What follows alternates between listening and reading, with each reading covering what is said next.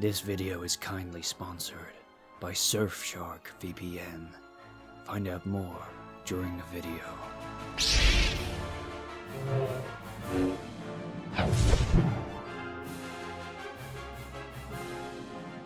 How's it going, Bat Family? Welcome to a brand new video on the Batman. Today we've got quite a bit to discuss because there have been, you may have seen this already, several TV spots promoting the Bat and the Cat trailer, but the interesting thing with the TV spots is that they tend to include like somewhat alternative takes to the scenes or just like additional footage, and some of the additional footage in this is definitely something to talk about, including the Bulletproof Cowl, what this means, not to mention extra scenes of Oswald Cobblepot calling the Bat and the Cat quite the duet, and how there's also other scenes linking Selina going to Oz's office, and I've got quite the theory as to why she's going there, how this is all connected. So TV spot or not, like, there's a lot for me to talk about as usual. It's definitely fascinating seeing the marketing go full swing for this movie now. It's really exciting. It's almost a lot to stay on top of. We're getting more merchandise coming out in a minute. Like, I just freaking pre-ordered a 24 karat gold Batarang. Not too expensive, don't worry, but people tagged me in it on Twitter, and it's basically these magnets of his chest emblem there, just like, I guess, painted in gold plating, if you will. But there's just stuff coming out everywhere, and I kind of feel bad teasing that now because it looks so cool, and I just know that several people are going to see that and be like, Boba, where did you get that? Where can I get that? Where can I get that? Where can I get that? There's even pop vinyls we can talk about, which does seem to show as well, before I get off on a massive tangent, that the wingsuit does seem to be somewhat separate. We'll get into some of that discussion a little bit later, but first of all, we need to talk about the sponsor of this video. Batman.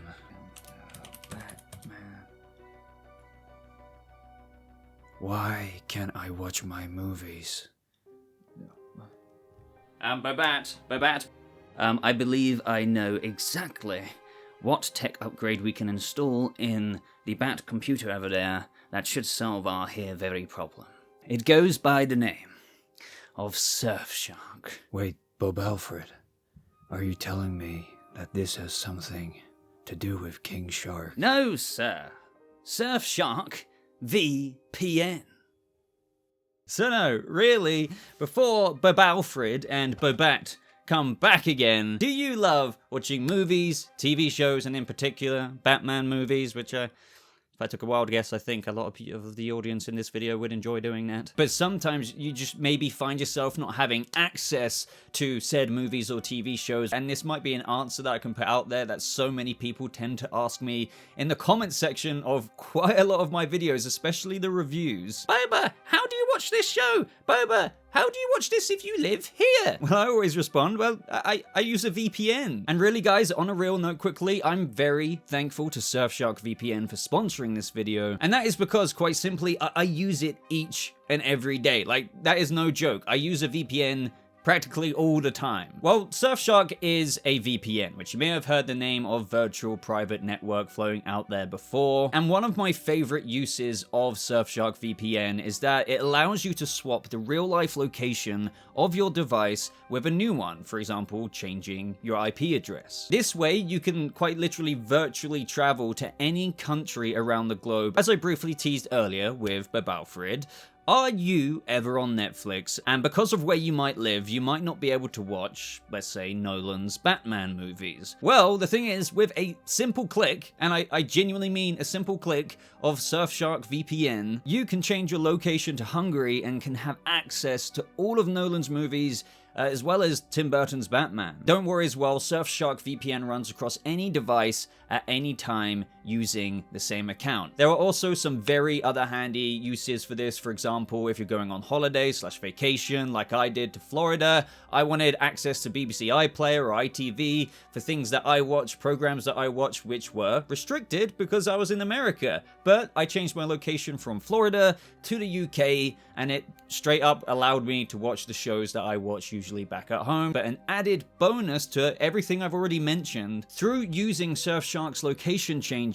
it also encrypts your online data and helps secure your personal information. This is especially reassuring for those of you who use public Wi-Fi often, which can be quite the goldmine for hackers. And through masking your IP address when changing location, this practically allows you to be private and anonymous online. So guys, if you are interested in being able to watch the week-to-week release shows where you'd usually not be able to have access to, perhaps because of where you live, or just maybe you want to simply change your locations to get access to all kinds of other content on Netflix in other countries, and this is all on top of the various data protection that Surfshark covers, well, all you have to do, guys, through entering the promo code BOBA, you'll have access to a discount of 83% off your subscription with an additional, like seriously, an additional 3 months of membership on top of that for free. All you have to do is go right to the very top of my video description, you can't miss it, to get access to that offer. Click on the link and use the promo code BOBA to get access to the 83% off plus the additional 3 months free of Surfshark VPN.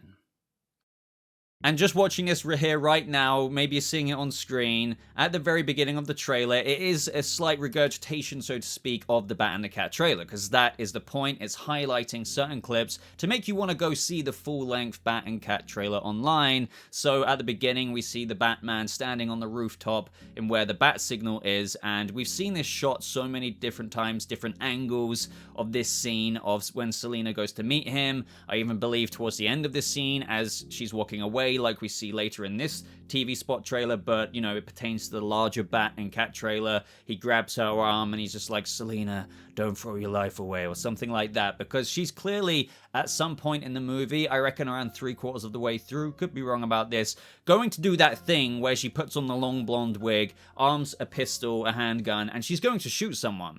I think it could be Oz Cobblepot, because of whatever happened with her friend going missing, because that, as we know from Zoe Kravitz, that's the thing that somewhat brings Bruce and Selina together as a part of this grander investigation. There is a little bit of a separate plot for Selina with her friend going missing. It links back to what the bar she works in, the underworld thing that's connected to the mob, the Iceberg Lounge, of which we get another bonus little angle at in this trailer. And it's as I thought, there is a shit ton of people in that club. Like, I know there's a lot of people in the club anyway, but it's almost like ants. There's so many people in this part of Gotham, in this proto-Iceberg Lounge. Because I call it a proto-Iceberg Lounge, by the way, because I do expect throughout the years, as Oz grows in power, for it to be a lot more theatrical and maybe ice statues up in places. But at this point, it's a bit of a low-key, scummy-esque place that you can go to and loads of people go to, but it's not quite in the theatrical levels yet. But clearly, I think at that part of the film, around that part, Selina is willing to do whatever after finding out something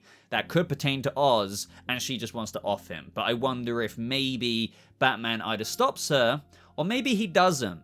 And this is what makes him realize that if Selina is a bit different. He really likes her, but oh crap, she's willing to shoot people. That kind of pertains a bit more to the anti-hero complicated character of how Catwoman isn't so black or white. Like, she's a bit more on the gray area compared to Batman, who usually, as we all know in super traditionalist canon, usually has a code and doesn't kill. The trailer then continues to unfold as Bruce is in Selina's apartment. We've seen this part. They like to bring this quippy moment up again. It's like, you got a lot of cats. And it's like, yeah, I like to take in strays. And we see those cats take nicely to Batman. Again, this is a perfect example of the extra angles you tend to get in these TV spots. So we see the fight between Selina and Bruce, or should I say Batman, and the extra scene we get initially is when Batman's kind of looking down at her as she's looking up, and they include those two little exchanges of glances in this TV spot. But that's when we get the familiar clip of Alfred saying to Bruce, oh, like a new friend of yours, as he's looking at Selina in her wig. So that's from a separate moment in the movie, and where he's basically just looking into her, probably after when he first met her during this fight scene, of which is in the mayor's office. Basically, long story short, Selina obviously goes there. Batman hangs around thinking that maybe the Riddler or the murderer at that time could return to the scene of the crime. Lo and behold, Catwoman comes in and he's like, who the hell are you? And this is when they have their exchange. Again, cuts back to Selina going up to Batman, almost like tapping him on the side. They get into that conversation of, you know, if me and you don't stand up, then no one will. Again, more extended looks at this scene between Batman and Catwoman fighting. And it's really cool just to see the slight few seconds of extended scene here, because you see how Batman's blocking, you see how Catwoman attacks, and this is really interesting to us fans. Even, yes, to some other fan, it might be like, oh, just a few more seconds, but to me, it shows me so much of the choreography, the way Batman, like, structures his defense. It ends with him grabbing Selina's leg, so she kicks, but he manages to hold it in that position, and that's when it cuts off the fight. There's not ultimately too much to say here, but it's just nice to see a little bit of an extension of the scene. Now, other than Selina kind of looking back at Bruce, and I believe she even has a cat, like, in her arms at that moment, we then cut to a cool part of Penguin. I feel like at this moment, this is where, like, it could be the moment where Selina's already got up to him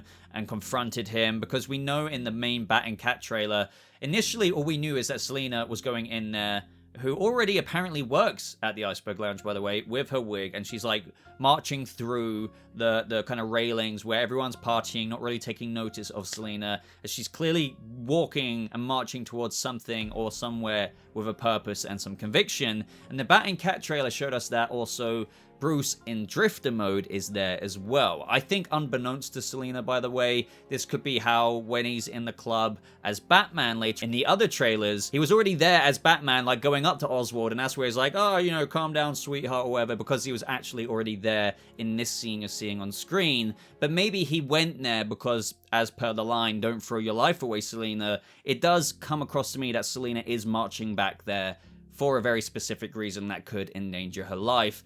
And Bruce goes there in drifter mode, unbeknownst to Selina, since we know she doesn't really know who's under the mask, and he gets changed there, I'm guessing. That's how he runs into Penguin in the other trailers. It could also be totally possible that he's saying calm down, sweetheart, or whatever, to not only Batman, but Selina.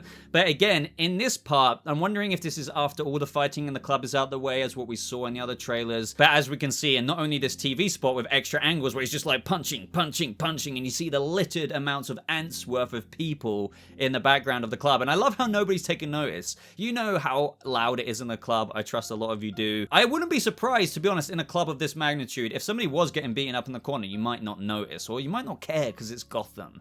I don't know though, but I do love that detail. Here, it seems they've got to Oz, and he says that you guys are a hell of a duet in here. Now, the next scene, other than seeing some Batman punching, we see that same clip of Selina doing that kick, which has been zoomed in previous trailers, but here we can see it's somewhat got that almost keyhole-like window that we know, lo and behold, you're seeing on screen, Oz was looking out of in the other trailers. So what does this tell me? That Selina has probably pulled her wig off at this point, and this is why I believe she's going after Penguin, by the way, in my aforementioned theories. It's not necessarily Falcone she's going to shoot, it could be Penguin, and basically what I'm trying to say is, at this point, she's reached Oz's office. That could even pertain to the Empire magazine, and where he's like holding his files and he's looking up. Either way, I'm very confident she's marched into Oz's office. She's not wearing the wig at this moment because maybe it fell off in the fight. Maybe she just pulled it off. She's there with a pistol. Could be the thug's pistol, but we know that she's loading her own pistol to go and clearly shoot someone.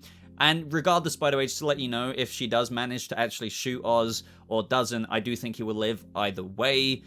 Truly, I think that even if she does go through with actually shooting him, it will just maybe injure his eye, maybe leading to that classical comic book character trait of something on his eye. She could change her mind, shoot him in the leg, could cause even more of a limp, etc., etc. I just don't think there's any immediate or long-lasting danger to Oz. But what I'm trying to connect here is that Selina is in his office and likely going after him, and maybe Bruce is going there.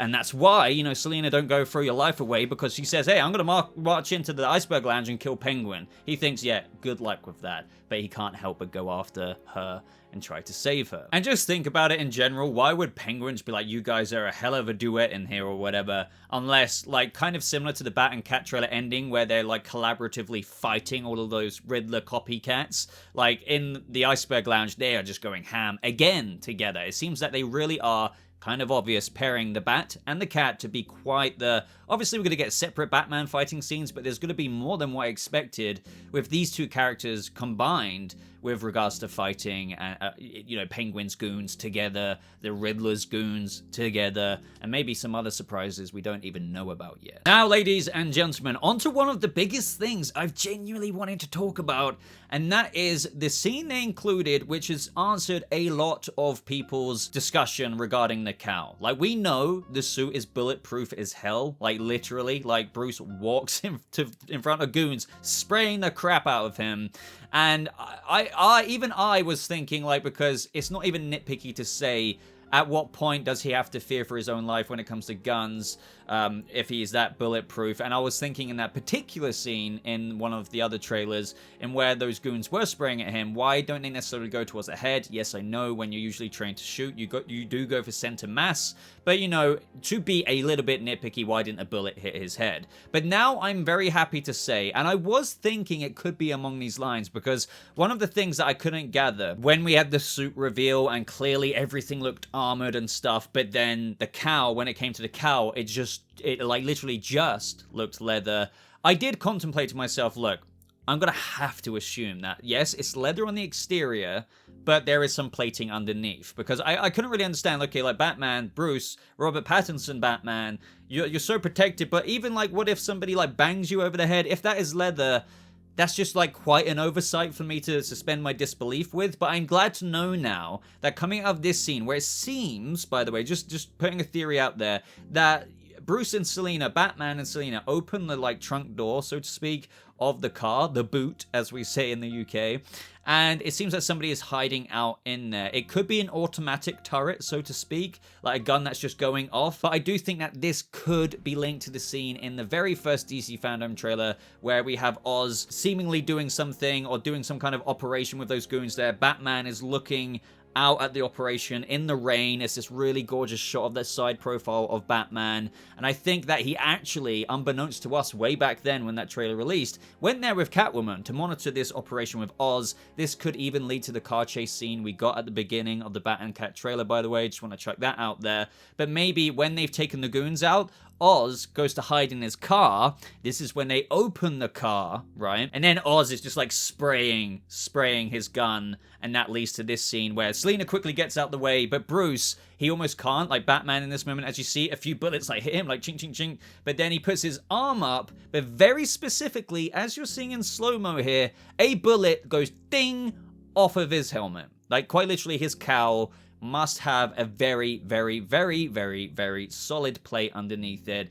But what he's done is put a leather exterior just to kind of, for aesthetics purposes. But either way, the main thing I need to talk about is, how do I feel about this cowl being bulletproof? So overall, as I kind of aforementioned, I'm happy because it definitely confirms it's not leather. I'm glad. It's kind of how I just had to accept it anyway, because I couldn't believe that Batman would armor himself so much up just to put a, let's just say he even fell or hit his head. It would be like, wait, what? Why, Bruce, did you only equip yourself with a leather cowl? So now we know that's out the way. The only kind of thing that is a slight issue for this, and this is just something that, when it comes to watching a movie, and this is the same thing as The Mandalorian, just full transparency, I am a big fan of The Mandalorian. But as we know, the Mando himself, Din Djarin, has Beskar steel, like even more armored than the Batman is here. And the thing is, that comes with such, for lack of a better term, literal plot armor. The thing that comes with literal plot armor is that, yes, there are certain moments that we can, let me just preface this, by the way. Yes, I know the main character isn't going to die anytime soon, or maybe not even in the whole trilogy, but when you're sucked into a movie, you're meant to even believe when the Batman is in danger, he's being dangled over a lava pit or something, oh, I hope he's going to be okay, even though in the back of your head, oh yeah, there's going to be a second movie and a third movie. But just so I make that crystal clear, you are all aware that we still sometimes get so engrossed in what we're watching that we're worried for the character. But the thing is, I don't see how we worry for Bruce so much if he's not ever going to get hurt. Because in this scene, as we saw in the other scene, he can literally walk into bullets. He can have bullets bounce off his head. I don't go as nitpicky as, yeah, sure, you could say in this particular scene that it's kind of convenient that a bullet hits his cowl, but not his jaw, because you could argue if a bullet, like literally he's being sprayed at and his arm goes off, goes 1 or 2 centimeters below, it would put a hole in his face. I can get rid of that. But back to my main point, I do wonder how we're meant to feel like Bruce is in danger sometimes when if he can get shot in any angle, including his head, it just bounces off. So I'd love to know your thoughts about that. I'm not saying this will like massively or even remotely downgrade the film for me, but it's the same thing with The Mandalorian. Like it's kind of hard unless he's drowning or there's another kind of situation to believe that the Batman can really be in proper danger. But at the same time, I am fully expecting, and always did expect, the Batman to take a lot of damage because he is, at the end of the day, a non-super. He is a man who has equipped himself with bulletproof armor, makes sense, so that when he goes out there, he can withstand such damage. But as a result, how do we ever properly worry about him? Unless maybe he's being jumped on by 100 goons at once. Then yeah, sure. But I don't know, I'm now starting to think like, damn, like, is he ever gonna be in danger?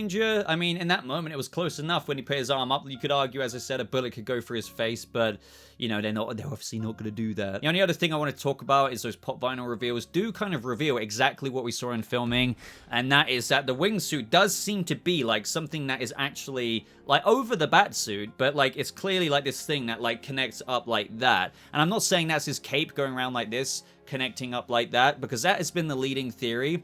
But the reason why I think people dismissed it being this actual item that he gets into is because maybe they thought that those photos taken during filming, even though it was an actual physical thing that was clearly like, you know, there was webbing, so to speak, under the arms and under the legs so that he could glide. People thought that might be CGI'd out and it was just the sake of the shot. But I always thought that, no, that actually seems like an actual wingsuit.